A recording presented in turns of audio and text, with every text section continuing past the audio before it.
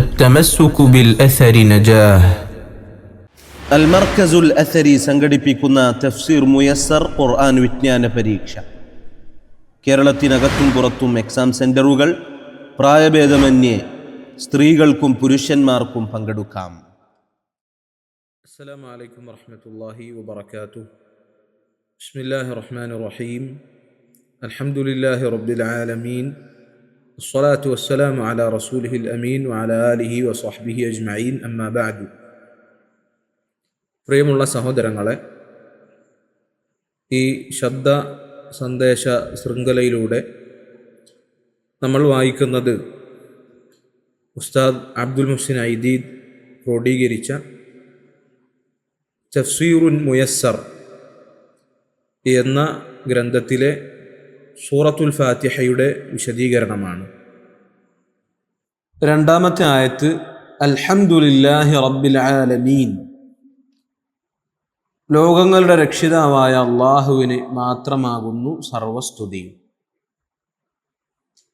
ഹംദ് എന്നാൽ അള്ളാഹുവിനോടുള്ള സ്നേഹവും ആദരവും നിറഞ്ഞ ഹൃദയത്താൽ അള്ളാഹുവിൻ്റെ പൂർണ്ണതയുടെ വിശേഷണങ്ങൾ കൊണ്ട് അവനെ സ്തുതിക്കലാണ്. സമ്പൂർണമായ വാഴ്ത്തലും പൂർണ്ണതയുടെയും മഹത്വത്തിൻ്റെയും വിശേഷണങ്ങൾ കൊണ്ടുള്ള എല്ലാ നിലക്കുമുള്ള സ്തുതികളും അള്ളാഹുവിന് മാത്രമാകുന്നു. അള്ളാഹു നൽകിയ പ്രകടവും ഗോപ്യവുമായ എല്ലാ അനുഗ്രഹങ്ങൾക്കും ഭൗതികവും മതപരവുമായ എല്ലാ നന്മകൾക്കുമുള്ള നന്ദിയും സ്തുതികളും അവന് തന്നെയാകുന്നു. അവനു പുറമെ ഒരാൾക്കും അതിന് അർഹതയില്ല. ഇതെല്ലാമാണ് അൽഹംദുലില്ലാഹ് എന്നതുകൊണ്ട് ഉദ്ദേശം.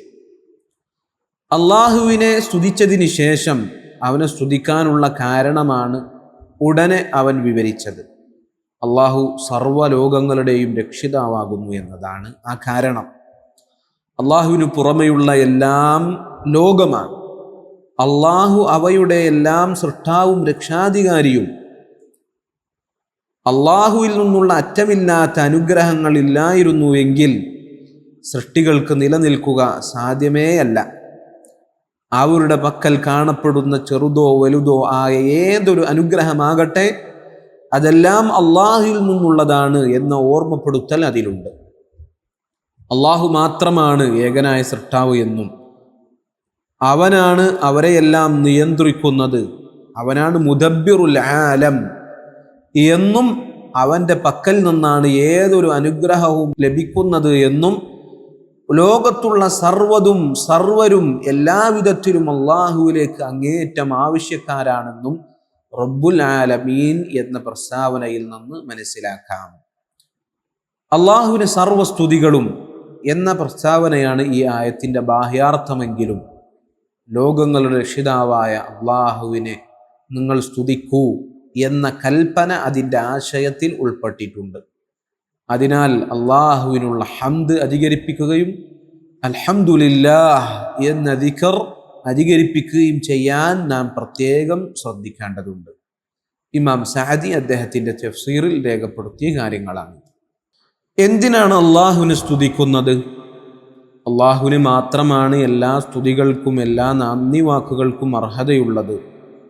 അവന് പുറമെ ആരാധിക്കപ്പെടുന്ന ഒരു വസ്തുവിനോ അവൻ സൃഷ്ടിച്ച ഏതെങ്കിലും ഒരു സൃഷ്ടിക്കോ സമ്പൂർണമായ സ്തുതികളിൽ നിന്ന് ഒരു പങ്കിനും യാതൊരു അർഹതയുമില്ല. അള്ളാഹുവിനല്ലാതെ മറ്റാർക്കും എണ്ണിത്തിട്ടപ്പെടുത്താൻ സാധ്യമല്ലാത്ത വിധം അനുഗ്രഹങ്ങൾ തൻ്റെ ദാസന്മാർക്കുമേൽ വർഷിച്ചത് അവനാണ്. അള്ളാഹുവിനനുസരിക്കാൻ സാധിക്കും വിധം ശരീരാവയവങ്ങൾക്ക് ആരോഗ്യം നൽകിയത് അവനാണ്. അവൻ നിർബന്ധമാക്കിയ ബാധ്യതകൾ നിറവേറ്റാൻ ശേഷിയും കഴിവും ലഭിച്ചത് അവൻ്റെ അനുഗ്രഹത്താലാണ്. അതിനെല്ലാം പുറമെ ഇഹലോകത്ത് അവൻ തൻ്റെ ഉപജീവനം വിശാലമായി തുറന്നു നൽകിയിരിക്കുന്നു.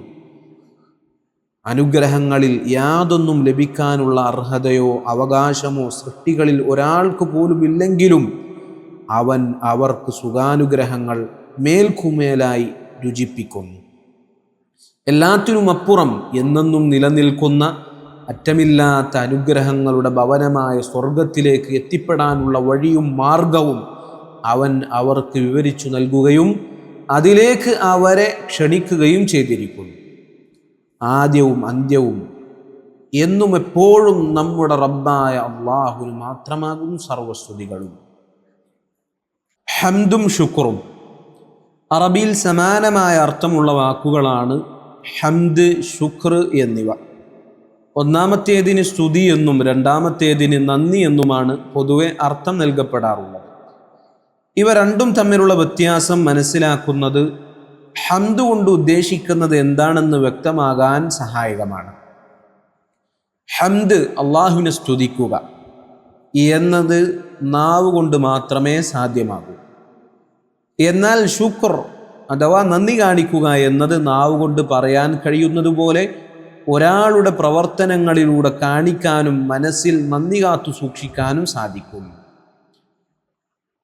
ഒരാൾ മറ്റൊരു വ്യക്തിക്ക് ചെയ്ത നന്മകൾക്കും സഹായങ്ങൾക്കും മാത്രമാണ് നന്ദി പറയാൻ കഴിയുക.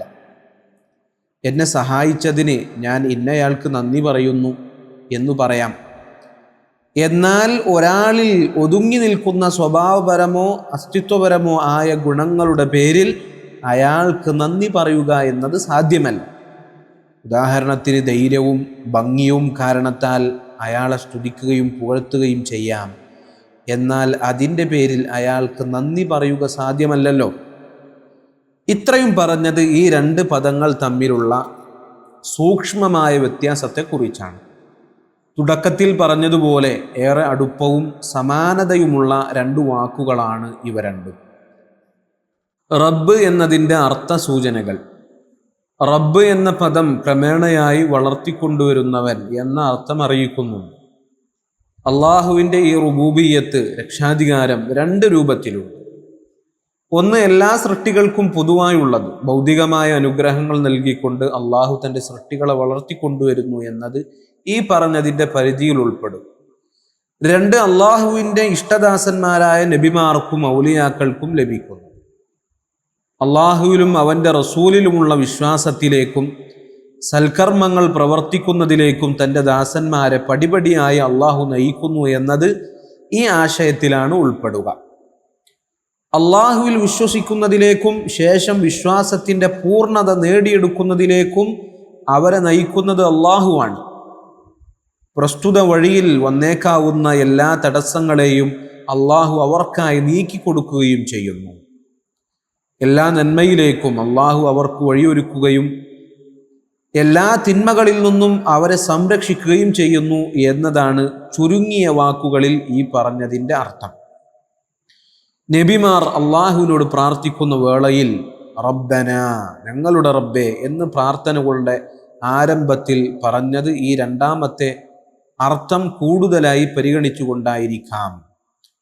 കാരണം അവരുടെ തേട്ടങ്ങളും പ്രാർത്ഥനകളും ഈ രണ്ടാമത്തെ ആശയത്തിന് കീഴിലായിരുന്നു ഉൾപ്പെട്ടിരുന്നത്. അഥവാ ദീനിയായ നന്മകളിലായിരുന്നു അവർ കൂടുതലും തേടിയിരുന്നത് എന്നർത്ഥം. അല്ലാഹു അഅലം. ഇമാം സഅദി അദ്ദേഹം പറഞ്ഞ കാര്യമാണിത്.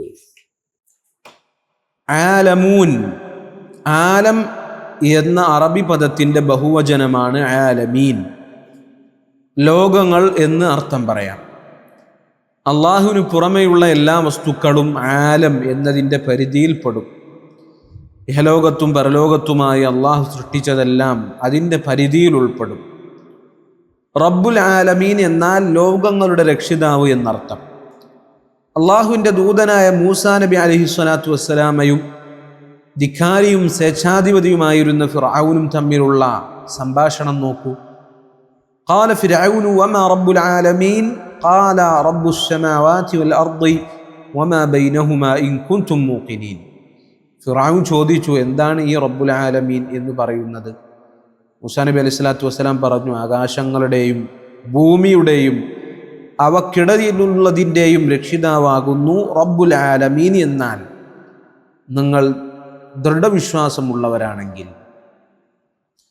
ചില പണ്ഡിതന്മാർ പറഞ്ഞു, അടയാളം എന്ന അർത്ഥം വരുന്ന അലം, അലാമ എന്നീ പദങ്ങളിൽ നിന്നാണ് ആലമീൻ എന്ന വാക്കും വന്നിട്ടുള്ളത്. സൃഷ്ടാവായ അള്ളാഹുവിനെ കുറിച്ചും അവൻ്റെ മഹത്വത്തെക്കുറിച്ചും അവൻ്റെ ഏകത്വത്തെക്കുറിച്ചും അറിയിക്കുന്ന അടയാളവും തെളിവുമാണ് ഈ ലോകപ്രപഞ്ചം എന്നതിനാലാണ് അതിന് ആലമീൻ എന്ന് പേര് നൽകപ്പെട്ടത്.